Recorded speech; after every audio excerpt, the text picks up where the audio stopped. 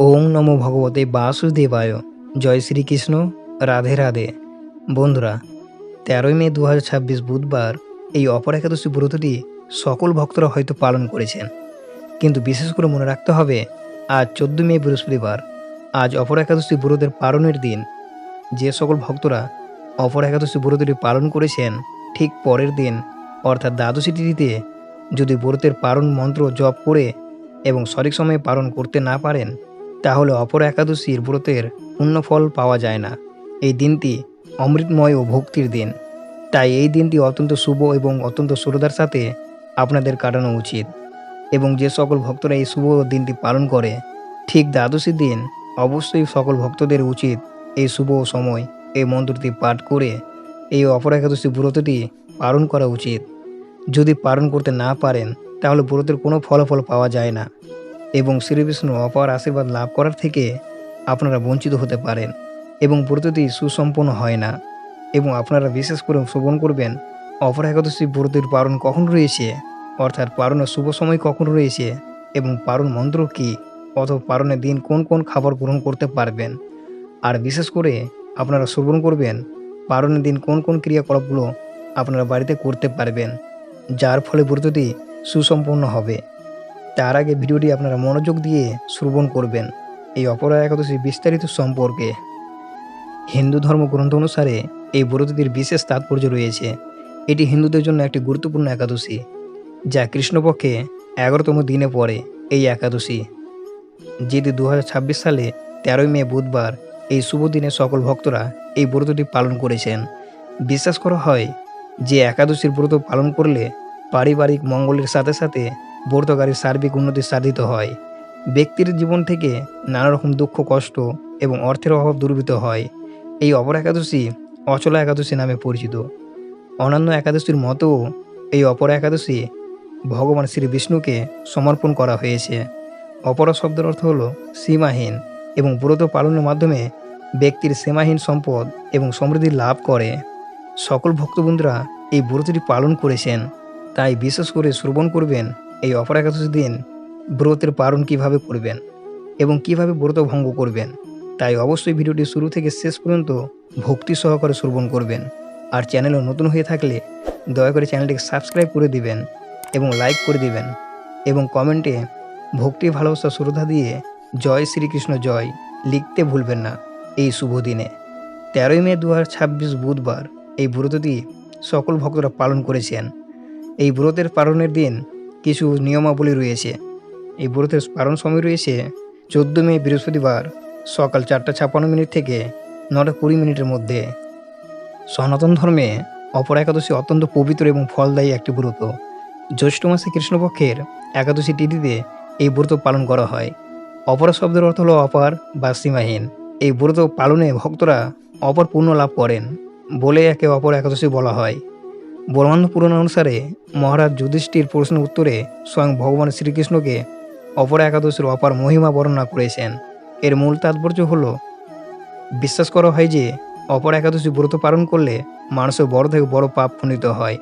মিথ্যা সাক্ষ্য দেওয়া, অন্যের নিন্দা করা, প্রতারণা করা, ওজন কম দেওয়া, এমনকি ব্রহ্মহত্যা বা ভ্রূণ হত্যার মতো গুরুতর পাপ থেকেও মুক্তি পেতে এই ব্রত সহায়ক বলে উল্লেখ করা হয়েছে এবং এটি মানুষের মন ও আত্মাকে শুদ্ধ করে। শাস্ত্র মতে অপর একাদশী পালনের পুণ্যফল বিভিন্ন মহান তীর্থে স্নান এবং দানের সমান। কার্তিক মাসে পুষ্কর তীর্থে স্নান করলে, মকর সংক্রান্তি প্রয়োগ গঙ্গা যমুনার সঙ্গমে স্নান করলে, সূর্যগ্রহণের সময় কুরুক্ষেত্রে স্নান করলে, গয়ায় পিতৃপুরুষদের পিণ্ডদান করলে যে বিপুল পুণ্য লাভ হয়, নিষ্ঠা ভরে একটি অপর একাদশী পালন করলে সেই সম পরিমাণে পুণ্য অর্জিত হয়। নামের মতোই এই ব্রত জাগতিক জীবনের সীমাহীন ধন সম্পদ ও সৌভাগ্য নিয়ে আসে। ভক্তি ভরে ভগবান বিষ্ণুর আরাধনা করলে সাংসারিক জীবনে যাবতীয় অভাব ও দরিদ্রতা দূর হয়, পরিবারের সুখ শান্তি বজায় থাকে। অসৎ কর্মের কারণে যে আত্মার মৃত্যুর পর প্রিয়জনিতে কষ্ট ভোগ করে, তাদের উদ্দেশ্য তাদের মুক্তি কামনার পরিবারের কেউ এই ব্রত পালন করলে সেই আত্মার কষ্ট থেকে মুক্তি পায় এবং সদ্গতি লাভ করে। যে কোনো একাদশী ব্রতেরই চূড়ান্ত লক্ষ্য হল আধ্যাত্মিক উন্নতি এবং ভগবানের সান্নিধ্য লাভ। অপর একাদশী ব্রত পালনকারী ব্যক্তির জীবনে অন্তিম সময়ের ভগবান বিষ্ণুর পরম ধাম বৈকুণ্ঠে স্থান পান এবং জন্ম মৃত্যুর চক্র থেকে চিরতর মুক্তি বা মোক্ষ লাভ করেন বলে হিন্দু ধর্মে গভীর বিশ্বাস রয়েছে। অপর একাদশী বা যে কোনো একাদশী ব্রত পালনের কিছু মূল নিয়ম রয়েছে যা নিষ্ঠার সাথে পালন করতে হয়। একাদশী পরের দিন অর্থাৎ দ্বাদশী তিথিতে সূর্যোদয়ের পর এই ব্রত পালন করতে হয়। দ্বাদশী তিথির প্রথম এক চতুর্থাংশে সময়কে হরি বাসর বলা হয়। নিয়ম অনুযায়ী পালন অবশ্যই হরি বাসর শেষ হওয়ার পর করা উচিত। হরি বাসরের সময় ব্রত ভঙ্গ করা অনুচিত বলে মানা হয়। প্রতিটি একাদশীর জন্য পঞ্জিকা অনুযায়ী একটি নির্দিষ্ট পালন মুহূর্ত বা সময়সীমা থাকে। ব্রত সম্পূর্ণ ফল লাভের জন্য ওই নির্দিষ্ট সময়ের মধ্যেই ব্রত ভঙ্গ করা সবচেয়ে শুভ। দ্বাদশী তিথি শেষ হওয়ার আগেই পালন সম্পন্ন করা অবশ্যই। পালনের দিন সকালে স্নান সেরে ভগবান শ্রীবিষ্ণুর পূজা আরতি ও নৈবেদ্য নিবেদন করতে হয়। এরপর ভগবানকে নিবেদন করা প্রসাদ যা একাদশীর দিন নিষিদ্ধ থাকে গ্রহণ করে ব্রত সম্পূর্ণ করতে হয়। কোনো কারণে অন্য প্রসাদ গ্রহণ সম্ভব না হলে বা পালনের সময় ফুরিয়ে গেলে শ্রীবিষ্ণু চরণামৃত অথবা তুলসী পাতা ও জল মুখে দিয়েও নিয়ম রক্ষার জন্য পালন করা যায়। পালন শব্দের অর্থই হলো উপবাস বা ব্রত ভঙ্গ করা। একাদশী ব্রতের পর ঠিক কিভাবে খাবার গ্রহণ করে ব্রত ভঙ্গ করতে হয় সেটা হলো, ব্রত ভঙ্গ করার জন্য নিজে খাবার খাওয়ার আগে ভগবান শ্রীবিষ্ণুকে অন্ন ডাল সবজি ইত্যাদি দিয়ে তৈরি ভোগ নিবেদন করতে হবে।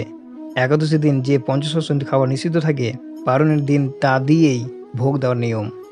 খাবার খাওয়ার ঠিক শুরুতে ভগবান শ্রীচরণে নিবেদিত চরণামৃত অথবা সামান্য জলের সাথে একটি তুলসী পাতা মুখে দিয়ে ব্রত ভাঙার সংকল্প সম্পূর্ণ করা সবচেয়ে শুভ বলে মনে করা হয়। এটিও হলো শাস্ত্রীয় নিয়মে ব্রত ভঙ্গের প্রথম ধাপ। তুলসী জল পানের পর ভগবানকে নিবেদন করা অন্ন বা অন্ন প্রসাদ পেট ভরে গ্রহণ করে উপবাস সম্পূর্ণভাবে ভঙ্গ করতে হয়। যদি দেখেন পালনের মুহূর্তে সময় শেষ হয়ে যাচ্ছে কিন্তু আপনার খাবার বা প্রসাদ তখনও প্রস্তুত হয়নি, তবে নিয়ম রক্ষার জন্য শুধুমাত্র একটি তুলসীর পাতা এবং সামান্য জল মুখে দিয়ে ব্রত ভঙ্গ করে নিতে পারেন। পরবর্তীতে সুবিধামতো সময়ে আপনি অন্ন বা মূল আহার গ্রহণ করতে পারেন। এতে ব্রত ভঙ্গের নির্দিষ্ট সময়ের নিয়মও রক্ষা পায়, আবার উপবাসও পূর্ণ হয়।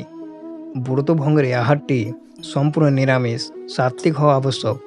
পেঁয়াজ রসুন মসুর ডাল বা যে কোনো আমিষ খাবার কঠোরভাবে বর্জনীয় করা হয়েছে। পালনের দিন ঠাকুর ঘর বা পূজা স্থানে পরিষ্কার করে ভগবান শ্রীবিষ্ণুর আরাধনা করতে হয়।